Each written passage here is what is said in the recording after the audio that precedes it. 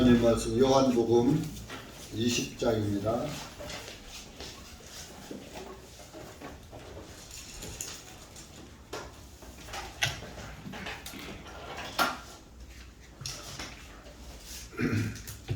요한복음 20장 1절에서 20절까지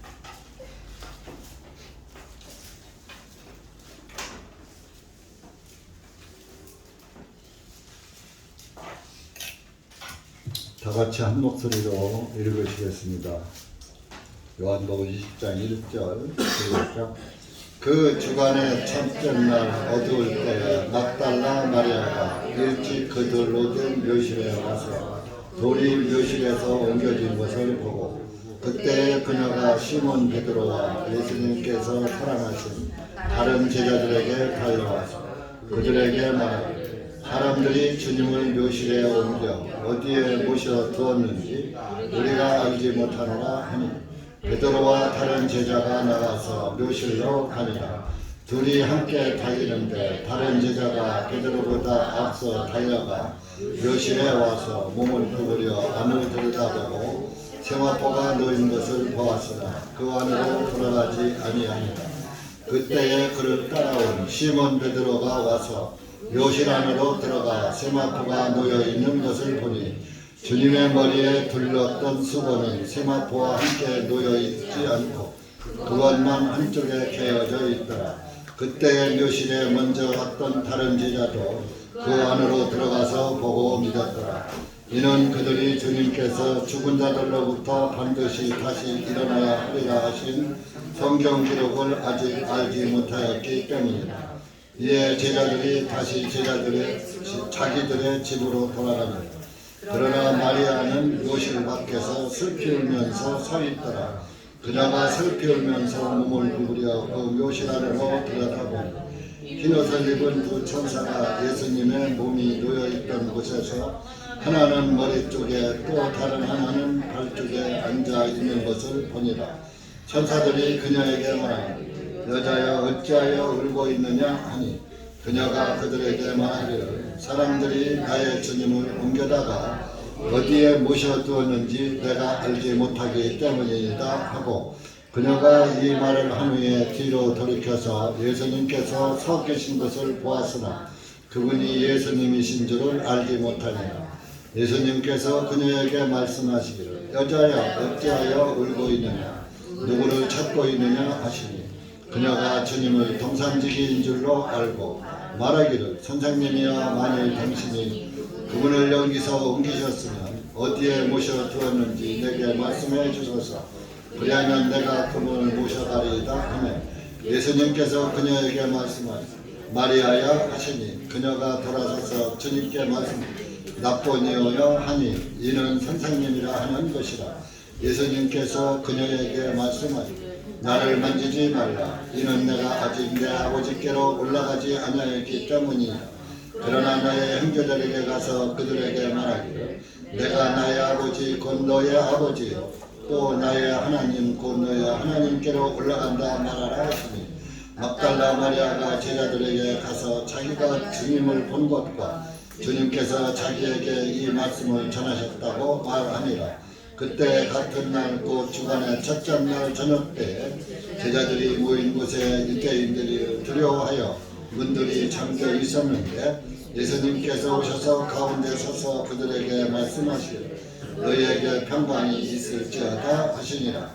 이렇게 말씀하신 후에 주님께서 그들에게 자신의 양손과 옆구리를 보여주시니 그때서야 제자들이 주님을 보고서 기뻐하니라. 기도하시겠습니다. 하나님 아버지 감사합니다. 오늘도 주님의 은혜와 사랑 가운데 우리 사랑하는 형제 자매들 모여서 또 이렇게 주님의 말씀을 대할 수 있도록 은혜 주셔서 감사합니다. 또 오늘 또 이렇게 빠진 영혼들이 또 몇 가정이 있습니다. 그들 어디에 있든지 주님을 바라보게 하시고 주님 안에서 살게 하시고 항상 마음은 이곳에 와 있게 해 주시옵소서. 이한 시간도 말씀을 주님께 부탁드리며 예수님의 이름으로 기도하옵나이다. 아멘. 오늘은 온 세상이 떠들썩한 부활절 날입니다. 부활절, 그래서 교회로서는 1년에 가장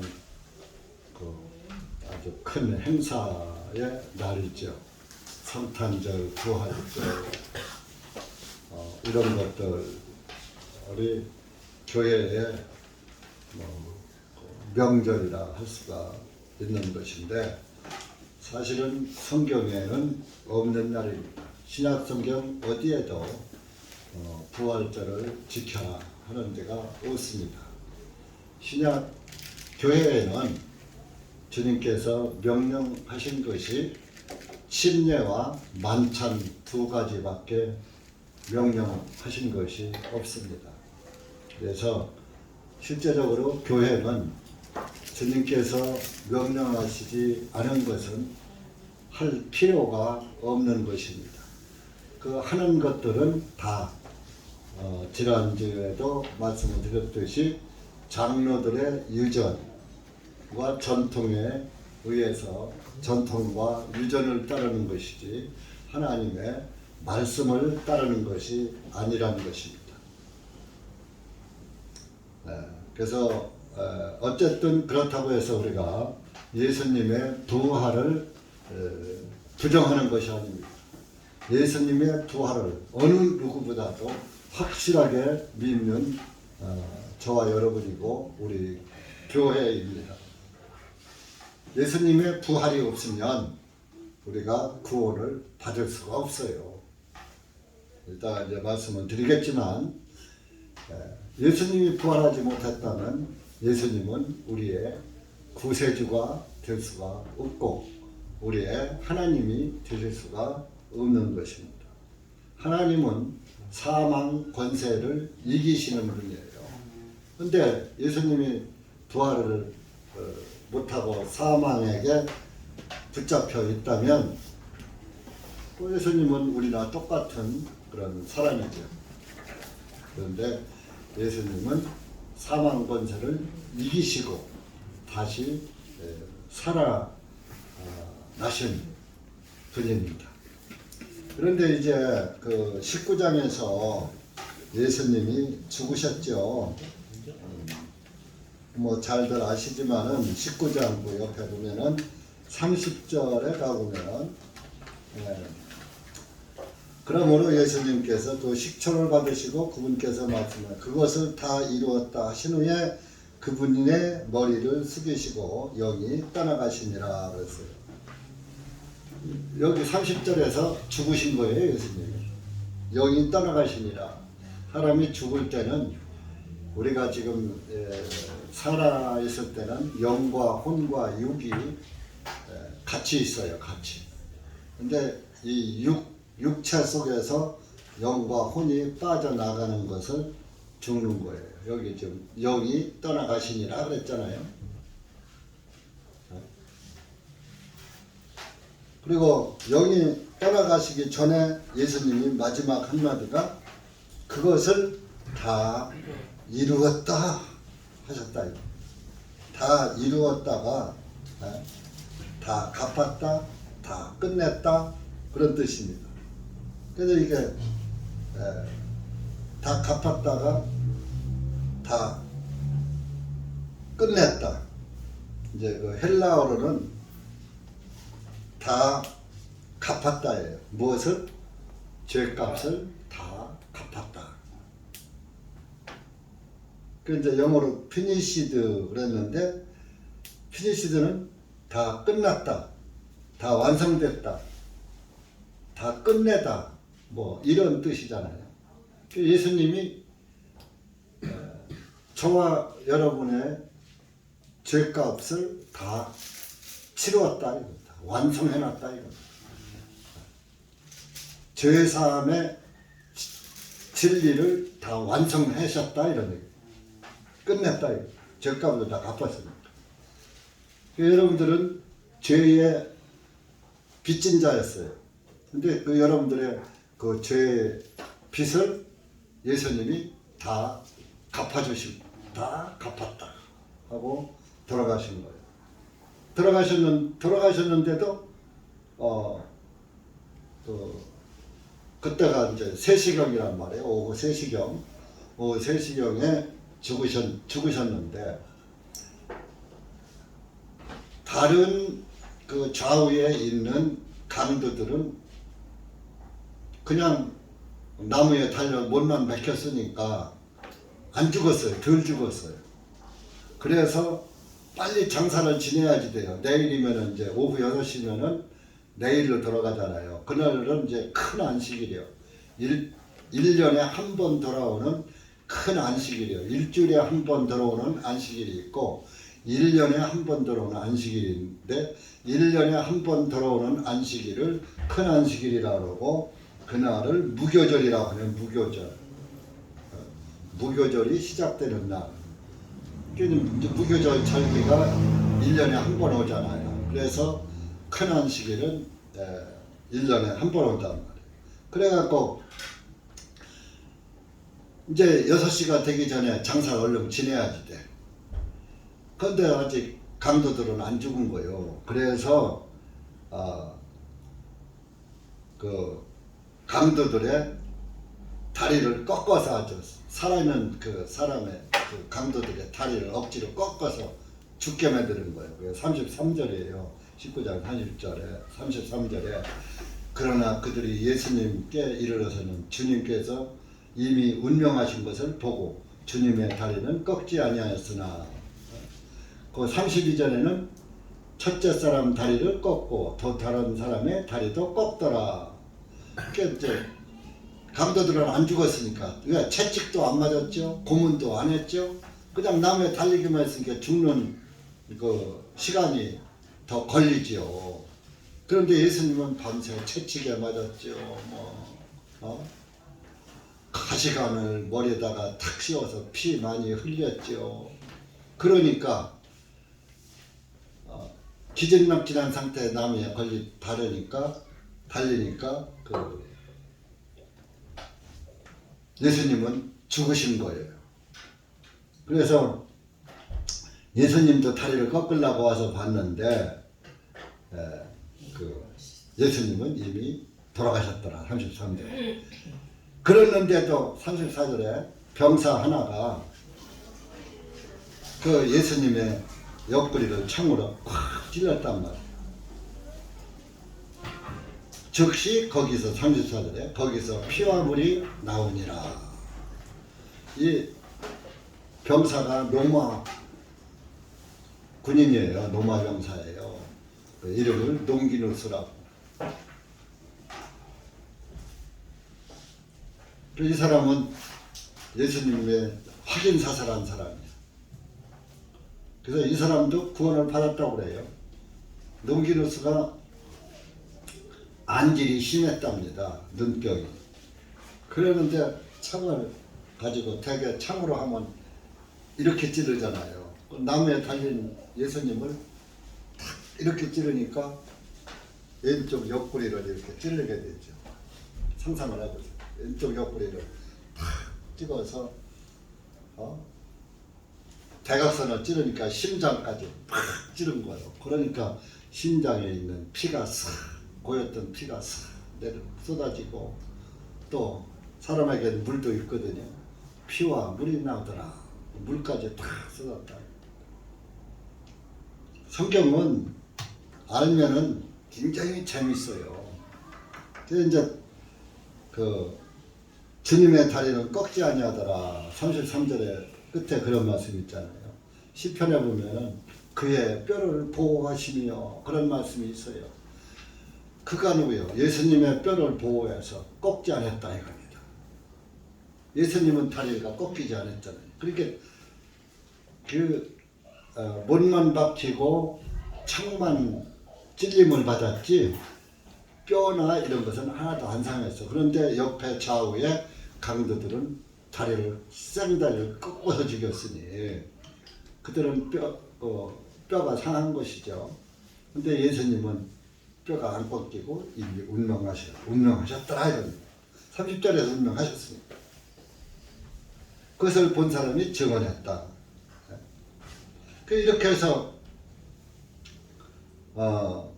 42절의 끝에 그날은 유대인의 예비일이요 또 그 묘실이 가까이 있었으므로 그들이 예수님을 거기에 안장하니라. 예수님을 장사 지냈죠. 6시 이전에 장사 지낸 거예요. 이스라엘 율법에는 시체를 보면 부정하다 그랬어요. 그래서 7일 동안이나 부정하다 그랬어요. 그래서 이스라엘 사람들은 큰 안식일이 무교절이 돌아오면 부정하니까 빨리 장사를 3시간 만에 지내버린 거예요. 그래가고서 이제 오후 6시를 이제 기점으로 해서 6시 전에 장사를 지냈잖아요. 그래요. 지나고 나니까 6시가 돼서 그 이튿날 이제 15일이 시작된 거죠. 15일이 시작되고서 이제 예수님은 3일 후에 부활하신다 그랬잖아요. 3일. 예수님이 살아계실 때 지난번에도 말씀했지만 내가 너희들에게 보여줄 표적은 요나의 표적밖에 보여줄 것이 없다 그랬단 말이에요. 마태복음 12장 39절 40절의 말씀이죠. 지난번에 찾았으니까 설명하겠습니다. 그래서 예수님은 이제 그 3일 밤 3일 낮 3일 밤 3일 낮을 지난 다음에 부활할 것이다. 요나가 고레 뱃속에 3일 밤 3일 낮이 들어가 있다가 요나 그 고래가 요나를 토해내므로 요나가 살았죠. 물고기 뱃속에서 3일 밤 3일 낮을 있었다니까요. 요나서를 읽어보세요, 여러분들이. 성경을 교회에다 놓고 다니지 말고 집에 가서 읽어보라. 또 가지고 다니는 사람도 마찬가지예요. 갖다 놓으면은 그 다음 주일에 교회 나와서 펴보는 사람이 또 허다해요. 그러면 안 돼요. 여러분들도 하루에 육신의 양식은 하루에 3번씩 또박또박 먹으면서 왜 영의 양식은 일주일에 한 번도 안 먹고 2주에 한 번 먹고 뭐 한 달에 한 번 먹고 뭐 자기 그렇게 영을 굶겨요. 네? 육신은 잘 먹이면서 영을 더 잘 먹여야 돼요. 네? 스시로 먹여야 돼. 무시로 먹여야 돼. 그러면은 영이 살쪄. 영은 살쪄도 콜레스테롤이 없어요. 네? 영은 다이어트를 할 필요가 없어요. 영이 살찌면은 살찔수록 여러분들은 더 건강하고 더 아주 몸이 새 힘이 돋아나는 겁니다. 그렇게 해서 이제 3일 밤 3일 낮이 지나가고 72시간이요. 그렇게 만 3일이니까. 예수님은 사람들이 그래요. 일반 교회들이 금요일 날 십자가에 못 박혀서 금, 토, 일요일 날 아침에 부활하셨다. 새벽에 부활하셨다. 이렇게들 가르쳐요. 자, 금, 토, 일 3일이잖아요. 한국에서 3일째 하듯이. 그게 아니에요. 예수님은 화요일 날 저녁 오후 8시에 만찬을 하시고 마지막 만찬을 하시고 자, 마태복음 26장 한번 찾아볼게요.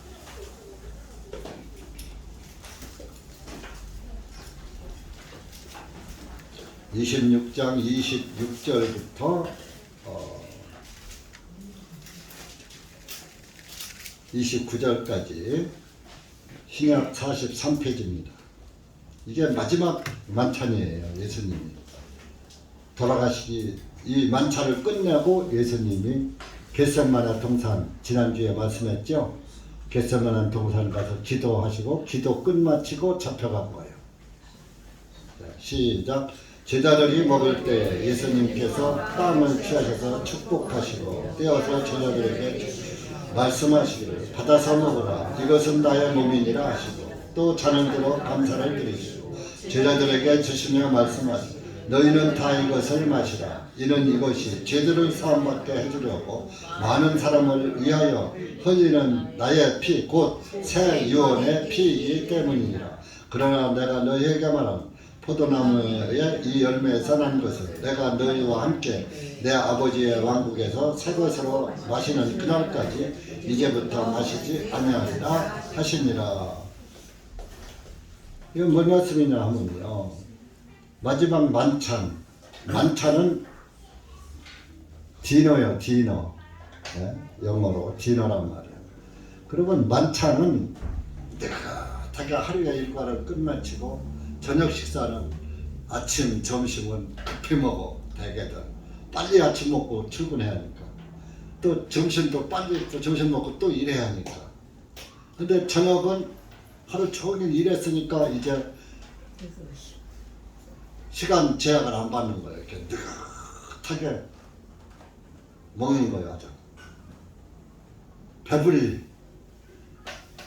그러니까 아주 그냥 아주 만족하게 먹는 거예요. 그 예수님이 우리의 만찬이 된 사실이 있는 사람은 예수님으로 배부른 거예요. 그러니까 뭐예요? 예수님으로 배부르다는 것은 예수님이 내 안에 계시니까 영적으로 배가 안 고파 만족해. 허전하질 않아. 예수님이 없는 사람은 속이 허전해요. 아무리 좋은 걸 먹어도 먹고 나면 그만이고, 좋은 걸 받아도 겉대 지나가면 보아도 겉대 지나가면 그만이고, 그래서 자꾸 새 것을 찾아다니는 거예요. 이거 허전한 속을 채우느라. 눈은 보아도 족함이 없고 귀는 들어도 채지 않는 거다. 전도서 말씀처럼. 구원을 못 받은 사람은 세상을 막 헤매는 거예요. 술로 채우고 춤으로 채우고 노래로 채우고 막 채우러. 근데 예수님으로 꽉 채운 사람은 채울 게 없어. 꽉 찼는데 어디 뭐 채울 게 뭐 있어. 배부른데 여러분들 배부르면 다른 거 암만 맛있는 거 있어도 또 먹어요, 안 먹어요?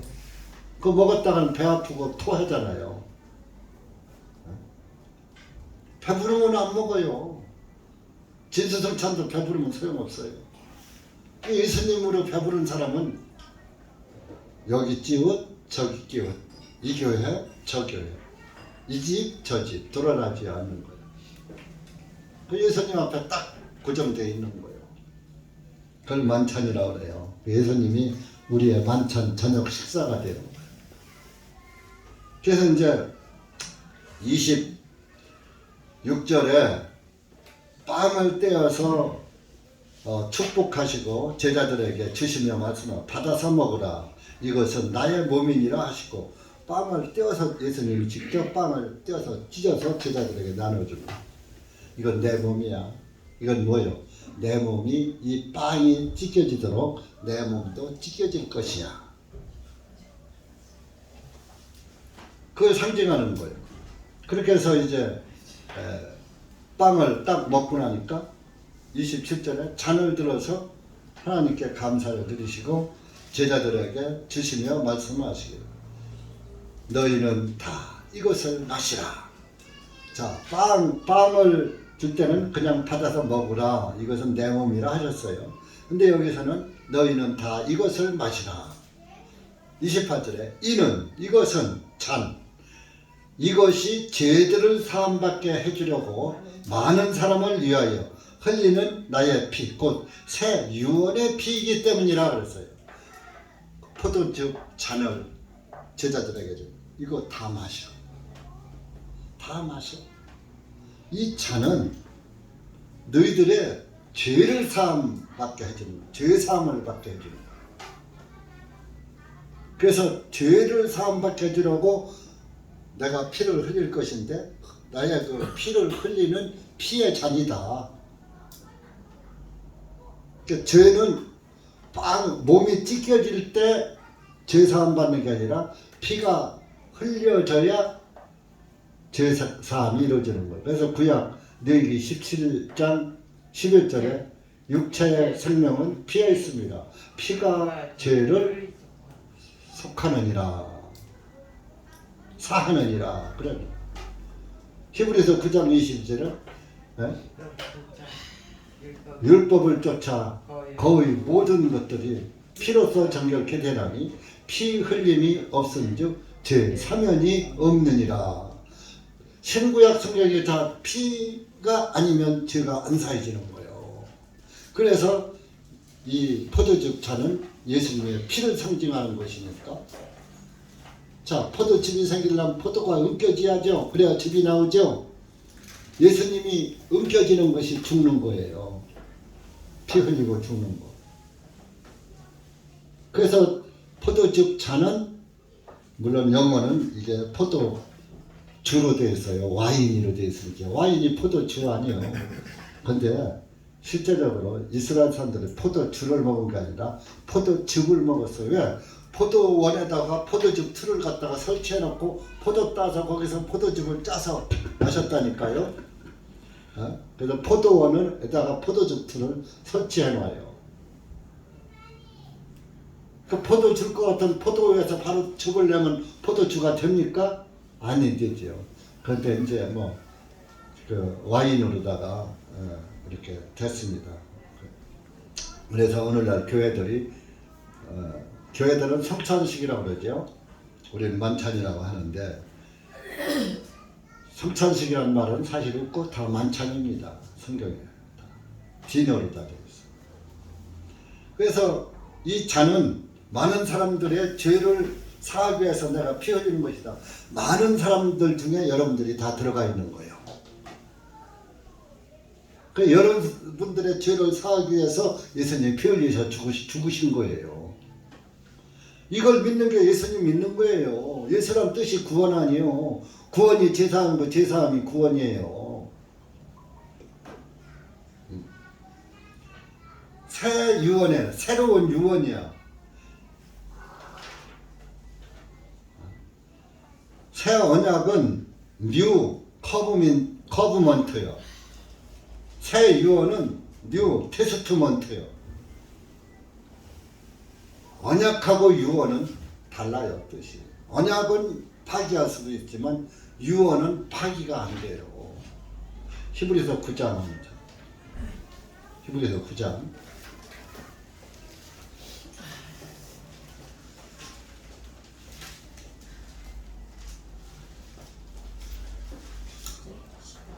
(15절부터) (17절까지) 시작. 이러한 연유로 주님께서는 새 유언의 중보자시니 이것은 죽음을 통하여 첫 번째 유언 안에 있던 범죄들을 구속하시고 부르심을 받는 자들로 하여금 영원한 상속의 약속을 받게 하려 하시느니라. 한 유언이 있는 곳에는 반드시 그 유언한 자의 죽음도 따라야 하나니 이런 유언은 사람이 죽은 후에라야 효력이 있으며 그 유언자가 살아있는 동안에는 전혀 어떤 효력이 없기 때문이라. 자 보세요. 유언한 자가 죽으면 그때부터 유언이 효력을 얻는 거예요. 내가 만약에 유서를 써놓잖아요. 써놨지만 내가 살아있을 때는 그 유서가 효력이 없어요. 근데 내가 딱 죽으면 그 유서가 효력이 발생하는 거예요. 그 자녀들은 그 효력에 의해서 예를 재산이 많다면 재산은 누구에는 얼마 주고 누구는 얼마 주고 뭐뭐 준다. 그러면 그대로 이루어지는 거예요. 그 유언은 못 바꿔요. 나라 법도 못 바꿔요. 근데 살아있을 때는 언제든지 바꿀 수 있어. 유서를. 마음에 안 들면 미운 자식은 하나도 안 줘도 돼. 네. 그래서 예수님은 그러니까 이 포도즙 잔은 새 유언의 피다 그랬잖아요. 그러면 예수님이 죽으셔야 그 유언이 이루어지는 거예요. 그 포도즙 잔은 많은 사람들의 죄를 사하려고 흘리는 나의 피의 잔이다 그랬잖아요. 그 예수님이 죽으시면은 죄사함이 이루어지는 거예요. 예수님이 안 죽으시면 죄사함이 안 이루어지는 거죠. 그래서 예수님이 이렇게 그 유언의 잔을 제자들에게 다 마셔라. 내가 죽으면 너희들의 죄가 다 사해진다. 이것은 나의 피의 잔이다. 예수님은 내 피가 붉은 피잖아요. 사람의 피는 다 붉잖아요. 그렇게 해서 예수님은 다 죽으시고 42절에 요한복음 19장 42절 마지막 절에 그날은 유대인의 예비리요 금요실이 가까이 있었으므로 그들이 예수님을 거기에 안장하니라. 죽어서 완전 죽은 거 확인하고 농기누스가 확인 사살까지 하고 이렇게 장사 지냈어요. 불익하고 3일 72시간이 지난. 자 보세요. 사실은 만찬을 오늘 하면 안 돼요. 지난주에 했어야 해요. 정확히 만찬을 하려면 화요일날 저녁에 했어야 해요. 화요일날 저녁에. 근데 화요일날 저녁에 여러분들 오라고 와요? 안 오지? 주일날도 안 오는데. 그래서 지난 주일에 했어야 하는데 지난 주일에 빠지는 사람이 많더라고. 그래서 생각 다 못해. 그래도 오늘 하는 게 좀 많이 모였을 때 하자. 오늘 오히려 더 많이 빠져버리네. 그래서 이제 내년부터는 이제 사람의 생각을 안 할 거예요. 무조건 부활절 전 주간은 만찬 주간으로 딱 우리 교회는 묵박을 놓으려고 그래요. 여러분들이 만찬에 참여하는 것도 구원받은 사람은 만찬을 주님의 명령에 순종하는 것이니까 만찬 할 때다 참석하는 것이고, 구원 못 받은 사람은 뭐 만찬 중요시 안 하고 자기 멋대로 믿으니까 뭐 상관없고, 구원 못 받는데 만찬하면 뭐해? 그래서 제가 참 죽을 때까지 배운다더니 사람의 생각으로다가 하는 게 아닌 걸 요번에 오늘 아주 절실히 깨달았어요. 그래서 이제 앞으로는 무조건, 왜냐 6월 정월 금년에는요 음력하고도 날짜하게 딱 들어맞더라고. 요일하고도 화요일이 14일이에요.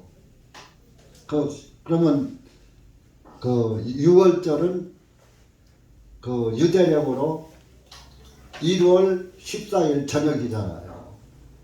그래서 이제 14일 날에 6월절 양의 피를 뿌리잖아요. 그러니까 이제 예수님이 그 마지막 만찬을 14일 날 저녁에 하셨어요. 저녁 식사를 하시고 만찬 아까 마태복음 26장 읽은 게 저녁 식사란 말이에요. 그러니까 이 만찬이 우리처럼 이렇게 뭐 차려놓고서 만찬하는 게 아니야. 저녁 식사요. 이스라엘은 빵이 주식이니까 빵 갖다가 쫙 놓고서 예수님이 띄어서 야 이거 먹어. 빵 쫙 해서 빵들 먹은 다음에 또 잔을 따라서 주시면서 다 마셔. 이 잔이 너희들의 죄를 다 사함받는 거야. 예수님의 죽으심을 상징하는 저녁 식사를 한 거예요. 저녁 식사 속에 예수님의 죽으심과 피 흘림, 죄사함이 다 구원이 들어있는 거예요. 그래서 그걸 마치고서 겟세마네 동산에 지난주에 말씀드렸죠. 겟세마네 수요일 날 말씀드렸나? 그리고 가서 기도하시고 기도 끝나니까 가룟유다가 와서 예수님께 입맞춤하고 예수님을 팔아먹었죠. 또 예수님이 잡혀갔죠. 그렇게 해서 이제 잡혀가서 밤새 이제 그 신문을 당하고 그랬어요. 그래가고서 오전 9시에 삼시라고 그래요. 3시에 나무에 달렸어요.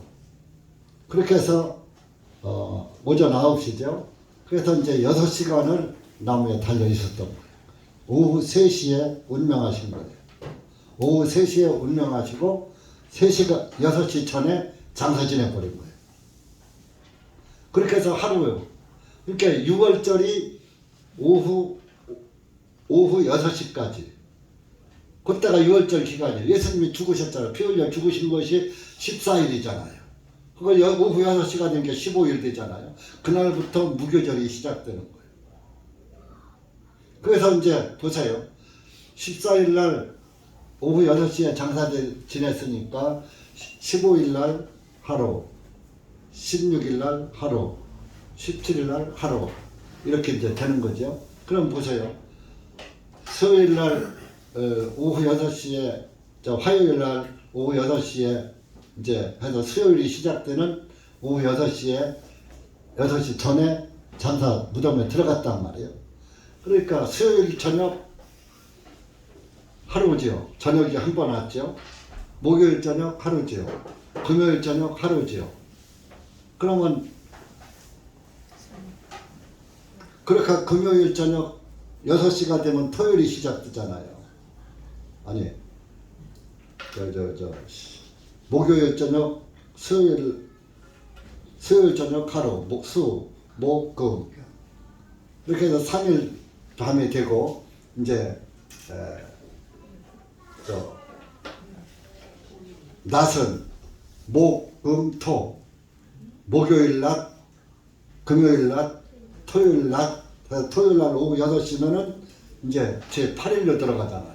그러니까 3일 밤 3일 낮이 딱 들어맞은 거예요. 그러니까 만 72시간이 딱 끝난 거예요. 그렇게 하고 예수님이 부활하시는 게, 부활은 이제 여기 부활 시간은 안 나와 있어요. 그런데 많은 사람들이 새벽에 부활한 걸로 착각을 하고 있는 거예요. 발견되기를 새벽에 된 거예요. 그러니까 예수님은 이제 성경적으로 이렇게 우리가 추측을 해보면 토요일 날 오후 6시가 시작되면서 무덤이 열리고 예수님은 부활하신 거예요. 예, 지금으로 말하면 토요일 날 저녁에 부활하신 거지. 근데 토요일 날 저녁에 부활했으니까 밤이니까 누가 사람 죽은 무덤에 누가 갑니까 밤에. 그리고 이제 그 주간에 일요일 날 새벽에 첫째 날, 주간의 첫째 날이 일요일에 넘어요. 일요일 날.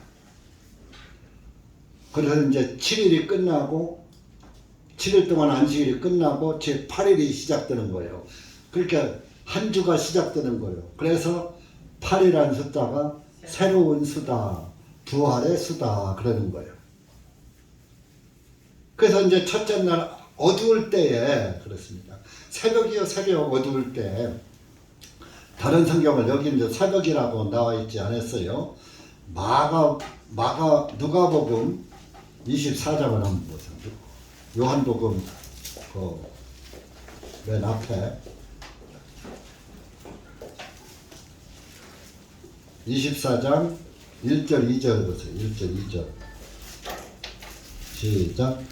이제 그 주간의 첫째 날 매우 이른 아침에 그 여자들이 준비해 주었던 상품을 가지고 그 묘실에 왔는데 다른 사람들도 그들과 함께 있더라. 그들이 돌이 묘실로부터 불려 옮겨진 것을 보고 안으로 들어가 보니 주 예수님의 몸이 보이지 아니하므로 그랬습니다.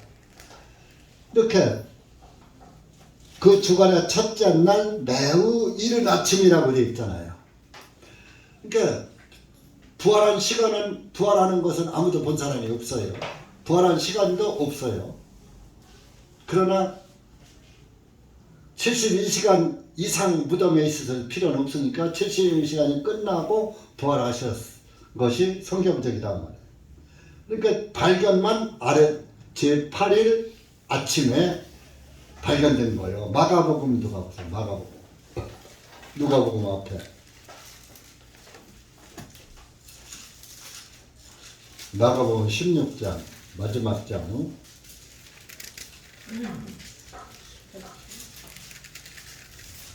16장 2절 거기도 아침이라고 되어 있어요. 16장 마가복음 16장 2절 시작. 그 주간의 첫째 날 첫날 매우 이른 아침 그들이 해가 돋을 때에 묘실에 왔더라. 그래가지고 부활절 예배를 아침 해 뜰 때 이렇게 드리는 교회들도 있어요. 매우 여기 해 뜰 때에 묘실에 갔다 이겁니다. 이렇게 좀 기록이 조금씩 차이가 나요. 이른 아침이라고 안 쓴 기자가 있는가 하면 또 해 뜰 때라고 기록한 기자는 또 마감 그렇게 했고요. 그래서 제자들마다 그 기술한 것이 약간의 차이는 있지만은 서로 보완작용을 하는 거예요. 그러니까 아침에 가서 날 샌 다음에 이른 아침에 가서 본 거예요. 그러니까 무덤이 열려있더라 이럽니다. 묘실. 이스라엘의 묘실은 굴이라고 그랬잖아요. 묘 앞에 큰 돌로다가 묘 입구를 막아놓고 터널로 된, 그리고 거기다 하얀 칠을 해놔, 해칠을 해놔. 이것은 무덤을 막은 돌이야. 이건 무덤이야. 사람들에게 알으라고. 그래야 그 돌을 누가 필요하다고 빼가거나 그러질 않지. 그래서 그 무덤 입구를 막았던 돌이 옮겨졌더라 이럽니다. 그건 사람 혼자서 옮길 수 없는 돌이에요. 여럿이 큰 돌로다 막기 때문에. 그래서 이제 그 막달라 마리아가 가서 그것을 발견하고 베드로에게 와서 얘기를 했어요. 베드로와 요한에게 가서 얘기를 했더니까 아 그래 하고선 베드로하고 요한이 그 묘실로 3절에 요한복음 20장 3절에 묘실로 갑니다. 그런데 요한은 걸음이 좀 빨랐던 거예요. 아마 다른 박사들 잘했던가 보죠. 사도 요한이 먼저 갔어. 먼저 가고 베드로가 걸음이 좀 늦었던 거야. 근데 요한은 마음이 약해. 묘실 아래를 못 들어가. 무서워서. 그래서 베드로가 와서 들어가 봤어요. 가서 보니까 6절에 묘실 안으로 들어가서 보니까 세마포가 놓여져 있는 것을 보니 주님의 머리에 들렀던 수건은 세마포와 함께 놓여져 있지 않고 그것만 한쪽에 개어져 있더라. 그때 묘실에 먼저 왔던 다른 제자들도 그 안으로 들어가서 보고 믿더라. 먼저 왔던 요한이 못 들어가고 있다가 이제 베드로가 들어가니까 그때서들 뒤따라 들어와서 아 예수님은 부활하셨구나 하는 것을 믿었더라 이런 얘기. 그래서 예수님은 그 살아계실 때 늘 그런 말씀을 했잖아요. 9절에 이는 그들이 주님께서 죽은 자들로부터 반드시 다시 일어나야 하리라 하신 성경 기록을 아직 알지 못하였기 때문이라. 근데 그 사람들이 예수님이 부활할 것을 안 믿고 있었어. 그런데 와서 보고서 이제 믿었다 이런 얘기입니다. 그래서 그런데 이제 예수님의 시신이 없으니까 마리아가 무덤 밖에서 막 울면서 예수님의 묘실 안을 들여다보고 우리 예수님의 시신을 누가 훔쳐갔어 하고서 막 했던데 12절에 보니까 흰옷을 입은 두 천사가 예수님의 몸이 놓여있던 곳에서 하나는 머리 쪽에 다른 하나는 발 쪽에 앉아있는 것을 보니 천사들이 예수님 시신이 있던 곳에 양쪽에 머리 끝에 발끝에 하나씩 앉아있는 거예요. 천사들이 말합니다. 여자여 왜 울고 있느냐 어찌하여 울고 있느냐. 그녀가 그들에게 나의 주님을 옮겨다가 어디에 뒀는지 내가 알지 못하여서 그래서 웁니다. 그래가지고 그 말을 하고 뒤로 돌아보니까 어떤 남자가 서 있어. 근데 그게 예수님을 알지를 못했어. 그거 울으니까 15절에 예수님께서 여자여 왜 울고 있느냐 누구를 찾고 있느냐 15절에 말씀했어요. 그러니까 그녀가 동산지기인 줄 알고 말하기를 선생님이여 만일 당신이 그분을 여기에서 옮겼으면 어디에 모셔두었는지 내게 말씀해 주셔서 그리하면 내가 그분을 모셔가리이다. 시신을 다른 데로 모셔가겠다 이럽니다. 그 예수님께서 그녀에게 말씀합니다. 마리아야 하시니 그녀가 돌아서서 주님께 말씀드리기를 마리아야 하는 목소리를 들으니까 예수님의 음성이거든. 그래서 그냥 반가워가지고 원래 그 이스라엘은 선생을 랍비라고 하거든요. 근데 너무 그냥 급하니까 랍비라고 못하고 나보니오여 하니 이는 선생님이라 하는 것이라. 그래서 아니 선생님하고 그 손으로 만지려고 하니까 예수님께서 나를 만지지 말라. 이는 내가 아직 내 아버지께로 올라가지 아니하였기 때문이라. 그러나 나의 형제들에게 가서 그들에게 말하기를 내가 나의 아버지 곧 너의 아버지요 또 나의 하나님 곧 너의 하나님께로 올라간다 말하라 하시니. 그래서 네 형제들한테 말해. 내가 하늘로 올라간다고. 나 만지지 마라. 왜? 아직 예수님이 하늘나라로 하늘 지성소에다가 예수님의 피를 뿌리지 않았기 때문에 아직 죄가 안 사해진 거예요. 그러면 막달라 마리아가 의인이 안 된 상태예요. 그러면 죄인이 하나님을 만지면은 죽어요. 즉사해요. 그래서 구약의 염소나 송아지, 양의 피를 흘릴 때 죄가 사해지는 게 아니라 피를 뿌릴 때 사해지는 거예요. 지성소에다 갖다가 법궤에 의해 7번 뿌릴 때 죄가 사해지는 거예요. 그러니까 그건 모형과 그림자라 그랬잖아요. 그러면 실체로서 예수님도 내 피도 하늘나라 지성소에 뿌려져야 돼요. 그 피를 뿌릴 사람은 예수님밖에 없는 거예요. 그래서 예수님이 부활해서 그 피를 갖다가 뿌리러 아직 안 올라갔다 하는 말씀이에요. 그 올라가서 뿌려야 사해지는 거예요. 그렇게 하고서 이제 저녁 때 19절 가서 보면 그때 같은 날 그 주간의 첫째 날 저녁에 제자들이 모인 곳에 유대인들을 두려워하여 문들이 잠겨 있는데 예수님께서 오셔서 가운데 서서 그들에게 너희에게 평강이 있을지어다 하시니라. 이렇게 말씀하신 후에 그들에게 자신의 양손과 옆구리를 보여주시니 그때서야 제자들이 주님을 보고서 기뻐하니라. 예수님이 이것은 그 마리아가 붙잡아 갈 때는 아침인데 이건 이제 그날 저녁, 같은 날 저녁이라고 19절에 나와 있잖아요. 저녁이야. 유대인들에게 제자들도 잡히면은 가서 잡혀가면 죽으니까 마가 다락방에 숨어 있었단 말이에요. 문을 다 잠그고 있었어요. 그런데 방 한가운데로 촥 예수님이 나타나는 거예요. 문이 잠겨 있었는데 라고 나오잖아요. 19절에. 방 한가운데 와서 너희에게 평강이 있을지어다. 예수님인 줄 모르는 거예요. 야, 내가 너희들 선생이야. 모르니까 야, 봐, 옆구리 봐, 청자국 있잖아. 손 봐, 못자국 있잖아. 아이고 주님, 그때서야 예수님이 부활한 것을 믿더라 그런 얘기예요. 그래서 예수님이 부활을 실제적으로 안 믿는 사람이 구원받은 사람들이에요.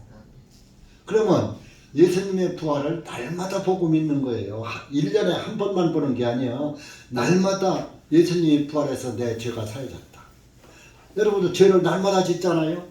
날마다 지니까 예수님을 날마다 바라봐야 하잖아요. 예수님의 부활, 예수님의 오신 거, 성탄절도 1년에 한 번이 아니에요. 예수님이 안 오셨으면 우리가 구원을 못 받잖아. 날마다 예수님이 나 때문에 오셔서 죽으셨군요. 나 때문에 오셔서 죽으시고 부활하셨군요. 날마다 죄지니까. 그러니까 1년 360일 성탄절, 1년 365일 부활절이 돼야지 되는 거예요. 구원받은 사람은 날마다 성탄절, 날마다 부활절이에요. 1년에 한 번만 예수님 보고 생각하는 게 아니에요. 그런데 예수님은 부활이요, 살아나셔서 다시. 근데 오늘 부활절이라고 많은 교회들이 뭐 합니까? 달걀 먹어, 달걀. 그것도 또 차라리 그러면 생달걀이라도 먹지. 그것도 삶아서 먹어. 익힌 달걀, 군 달걀 먹고 익힌 달걀. 그거 죽은 거예요. 거기서 무슨 병아리가 나와? 그 왜 계란 먹으니까 달걀에서 병아리 나오잖아. 그러니까 부화하니까 부활하고 상징하고 비슷하니까 먹는다. 그래서 옛날에 저도 그런 일을 했어요. 근데 여러분들 오늘 지난 주간에도 자료 줬는데 오늘 부활절 계란 바벨론 풍속이다 하는 이 자료들 뭐 해마다 줬을 게 여러분들 잘 알지만 새로 오신 분들은 잘 모르고 우리 교회에 있어도 잘 모르는 사람들 몰라요. 그러니까 이 자료를 가져가서 쫙 읽어봐요. 이 사도행전 12장 4절에 보면은 예수님 베드로가 옥에 갇혔을 때 4인조 군사들을 4인조로 다 짜가지고서 옥을 지킬 때, 그 이제 이스터가 지나면 그들을 끌어내서 죽이려고 생각을 했던 거예요. 그래서 이스터라고 그랬어요. 이스터. 그런데 개역성경은 이스터를 6월절이 지난 후 이렇게 번역이 되어 있어요. 근데 이스터는 여신 이름이에요. 봄의 여신. 봄의 여신의 이름이라 이거요.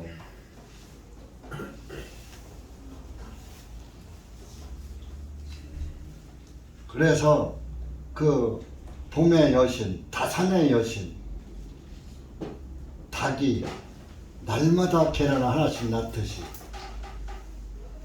아기를 날마다 낳으라고 음란의 여신을 섬기는 이교 풍속에 있었던 것을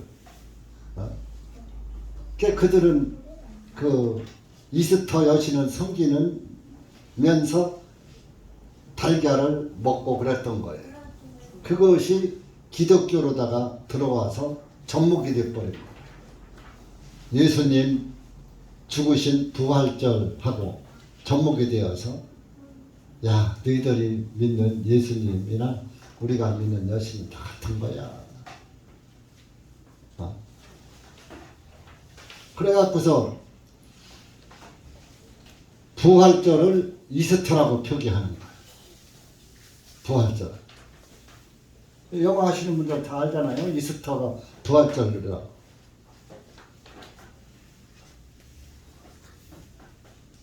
왜 부활절을 이스터로 표시합니까?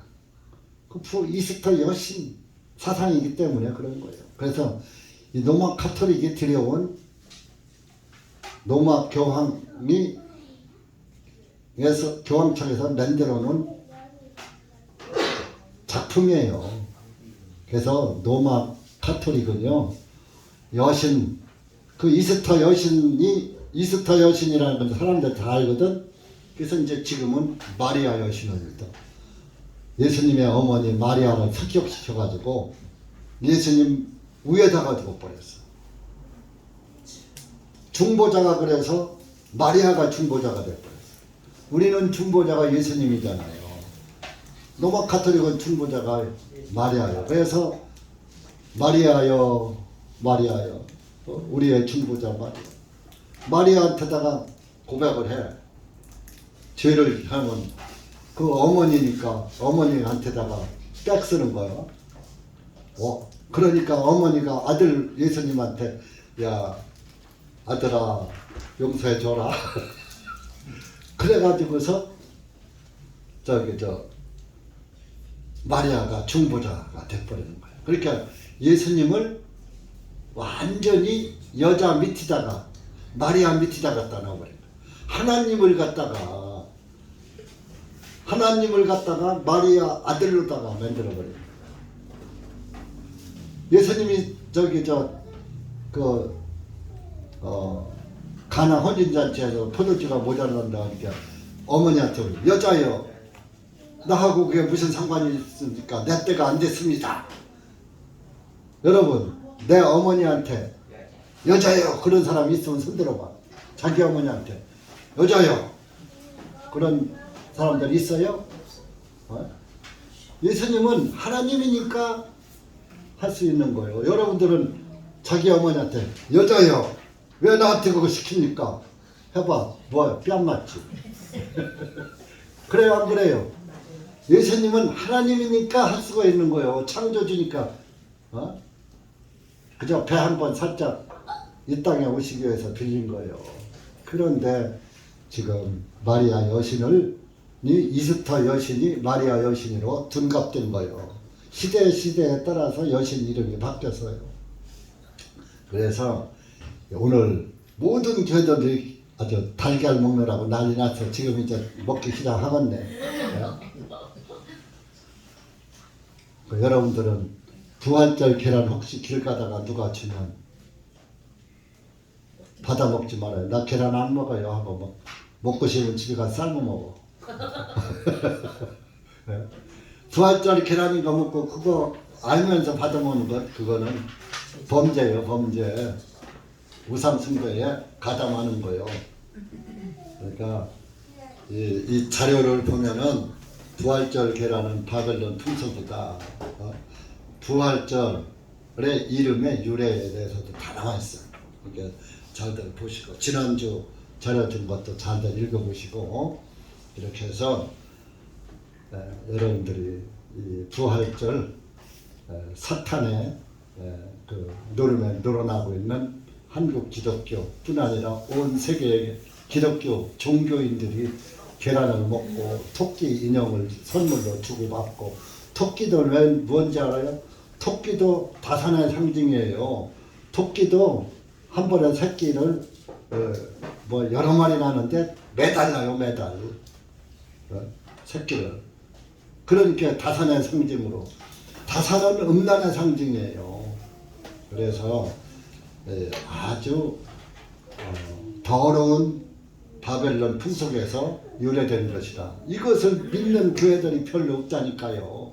전부 부활절 계란 삶아 먹고 예수님이 계란에서 나왔어요? 그건 부하요 부화, 부활, 부화 죽었다 다시 사는 거. 그러니까 여러분들 그렇게 아시고 우리가 만찬은 예수님이 몸에 찢겨지고 피 흘려서 나의 죄가 사였다는 것을 다시 한번 이렇게 만찬을 통해서 예수님이 살이 이렇게 떡에 찢겨지듯 빵에 찢겨지듯 찢어졌구나. 그래서 이런 포도즙처럼 붉은 피를 흘려서 나의 죄가 사해졌구나 하는 것을 우리가 마음에 기억하면서 예수님을 감사하면서 만찬을 하겠습니다. 요거 저기 누구 형제 와서 요거 천 걷어요. 어머니 한번 나와서.